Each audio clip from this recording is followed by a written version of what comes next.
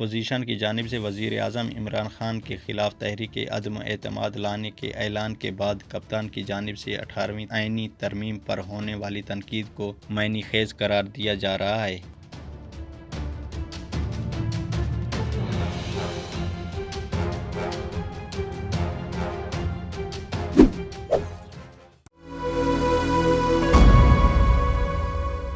اور یہ سوال کیا جا رہا ہے کہ کہیں خان صاحب خود سے ناراض اسٹیبلشمنٹ کو رام کرنے کے لیے کوئی نیا کھیل تو شروع نہیں کرنے جا رہے ہیں۔ یاد رہے کہ 13 فروری 2022 کو سابق پاکستانی سفارتکاروں اور صحافیوں سے بات چیت کے دوران وزیر اعظم نے اپنے وعدوں کے مطابق اصلاحات نافذ نہ کرنے کا عذر پیش کرتے ہوئے کہا کہ حکومت کو قوانین بنانے میں اس لیے مشکلات کا سامنا ہے کیونکہ اس کے پاس پارلیمنٹ کے ایوان زیریں میں 2/3 اکثریت نہیں ہے اور سینٹ میں اپوزیشن کی اکثریت میں ہونے کے سبب قانون سازی کے عمل میں اکثر رکاوٹیں ڈالی جاتی رہی ہیں۔ وزیر اعظم نے کہا تھا کہ 18ویں ترمیم کے بعد فیصلہ سازی کے سنگین مسائل سامنے آئے ہیں۔ انہوں نے کہا کہ حکومت کو 18ویں آئینی ترمیم کے بعد بہت سے مسائل کا سامنا ہے جن کے حل کے لیے سوچنا ہوگا۔ سیاسی تجزیہ کاروں کا کہنا ہے کہ ماضی میں نہ صرف آرمی چیف 18ویں ترمیم کے خلاف گفتگو کر چکے ہیں بلکہ عمران خان بھی بارہا اپنے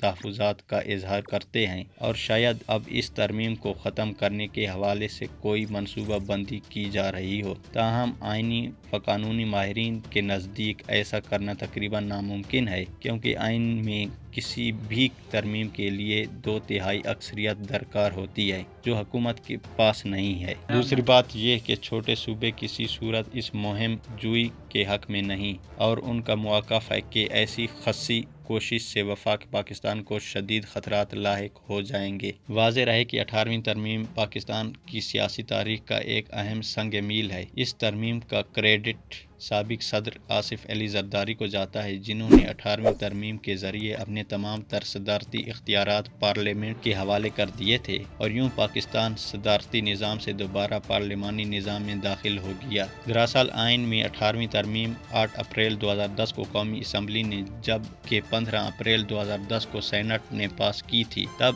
آصف زرداری صدر تھے جنہوں نے 19 اپریل 2010 میں ایوان صدر میں منعقدہ ایک تقریب میں اس دستاویز پر دستخط کر کے اسے آئین کا حصہ بنا دیا۔ 18ویں ترمیم نے صدر کے پاس موجود تمام ایگزیکٹو اختیارات پارلیمان کو دے دیے تھے۔ چونکہ وزیر اعظم قائد ایوان ہوتا ہے لہٰذا زیادہ تر اختیارات وزیر اعظم کے پاس واپس آ گئے۔ اس کے علاوہ وفاق سے زیادہ تر اختیارات لے کر صوبوں کو دے دیے گئے۔ کنکرنٹ لسٹ کا خاتمہ کر کے متعدد وزارتیں صوبوں کے حوالے کی گئیں جن میں تعلیم، صحت، ماحولیات، بلدیات و دیہی ترقی، نسواں دہی اینڈ لائف سٹاک، اقلیت ثقافت، خوراک وزارت، محنت و افرادی قوت، بہبود آبادی، سوشل ویلفیئر اور اسپیشل ایجوکیشن، کھیل، سیاحت، امور نوجوانان، زکوٰۃ و عشر شامل ہیں۔ 18ویں آئینی ترمیم کے ذریعے 2 مرتبہ سے زائد وزیر اعظم بننے پر پابندی کا خاتمہ بھی کیا گیا جس کے نتیجے میں نواز شریف تیسری بار وزیر اعظم کے عہدے پر فائز ہوئے۔ اس ترمیم کے تحت 1973 کے آئین میں تقریباً 100 کے قریب تبدیلیاں کی گئی ہیں جو آئین کے 83 آرٹیکلز پر اثر انداز ہوتی ہیں۔ 18ویں آئینی ترمیم کے مخالفت کرنے والوں کے ساتھ اس ترمیم کے حق میں بھی دلائل کا انبار موجود ہے۔ اس کے حامیوں کا کہنا ہے کہ 18ویں ترمیم نے ملک میں شراکتی وفاقیت کے کلچر کو فروغ دیا ہے۔ یہ ایک عظیم سیاسی اتفاق رائے کے مظہر ہے کیونکہ اس کی تشکیل میں تمام بڑی چھوٹی جماعتوں نے حصہ لیا اور اس عمل کو وقت دی۔ اس ترمیم نے مارشل ادوار کی اچھی خاصی ترامیم کا خاتمہ کر کے پارلیمانی اختیارات کی اصل شکل میں بحالی اور صوبوں کے اختیارات میں اضافہ کیا ہے۔ یہ وفاق اور صوبوں کے درمیانی صوبائی خود مختاری اور محاورے میں لکھا ہوا نیا معاہدہ ہے۔ یہی سب اختیارات کے امین ہیں جیسا کہ مشترکہ مفادات کونسل، قومی اقتصادی کونسل اور قومی فنانس کمیشن میں اصلاحات، ججوں کی تقرریاں کے لیے پارلیمانی کمیٹی کا قیام، الیکشن کمیشن آف پاکستان میں پارلیمنٹ کے ذریعے تقرریاں کے نگران حکومتوں اور انسانی حقوق کے اداروں میں پارلیمنٹ کے راستے تقرریاں۔ بعض قانونی ماہرین کا کہنا ہے کہ 18ویں ترمیم کے بعد کوئی ترمیم نہیں رہتی بلکہ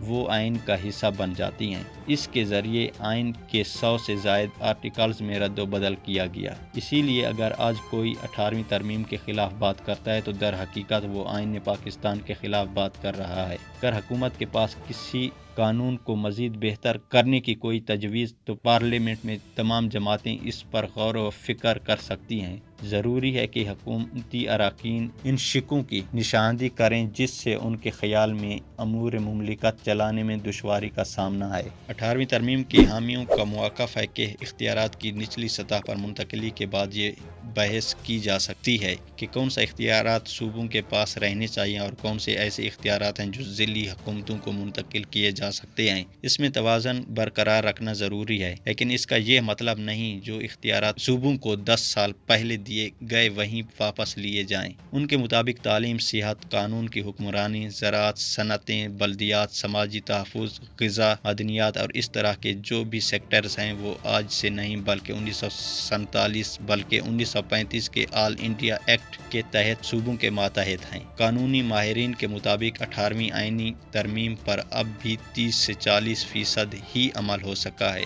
بعض پریشر گروپس اس ترمیم پر منوعاً عمل کرنے سے کترا رہے ہیں اور ہر چند ماہ کے بعد اس طرح کے شوشے چھوڑ کر ایسی فضا قائم کرنا چاہتے ہیں جس سے عدالتوں اور دیگر اداروں کو یہ تاثر جائے کہ اس سے وفاق شاید کمزور ہوا ہے۔ حزب اختلاف کی جماعتوں کی جانب سے وزیر اعظم عمران خان کی حالیہ بیان کے بعد 18ویں آئینی ترمیم میں کسی بھی قسم کی چھیڑ چھاڑ کی مخالفت سامنے آئی ہے۔ پیپلز پارٹی کے سینیٹر رضا ربانی نے کہا کہ 18ویں ترمیم اور پارلیمنٹ وہ ڈوریں ہیں جو فیڈریشن کو جوڑے رکھتی ہیں۔ 18ویں ترمیم کو واپس لینے کی کوئی بھی کوشش قوم پرستی کی انتہا پسند تحریکوں کو جنم دے گی۔ انہوں نے کہا کہ عمران خان 18ویں ترمیم اور پارلیمنٹ کو مورد الزام ٹھہرا رہے ہیں کیونکہ تحریک انصاف پارٹی کی تبدیلی کے منشور کو نافذ کرنے میں ناکام ہو چکی ہے۔ سینیٹر رضا ربانی نے کہا یہ غلط ہے کہ پارلیمنٹ نے قانون سازی کو روکا تھا۔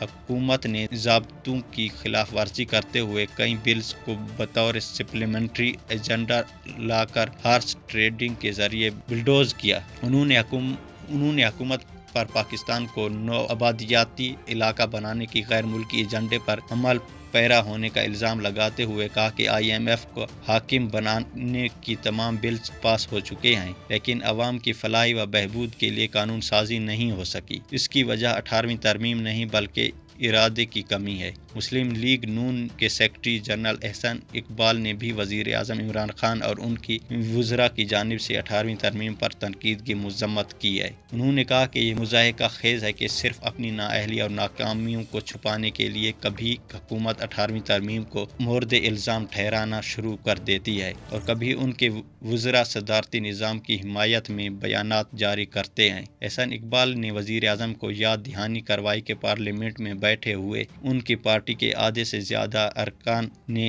18ویں ترمیم کے حق میں ووٹ دیا تھا، لہٰذا اس ترمیم کو ختم کرنے کا سوچ بھی نہیں جا سکتا۔ روزنامہ قدرت کی ویڈیو دیکھنے کے لیے ابھی YouTube چینل پر سبسکرائب کریں اور بیل آئیکن پر بھی کلک کریں۔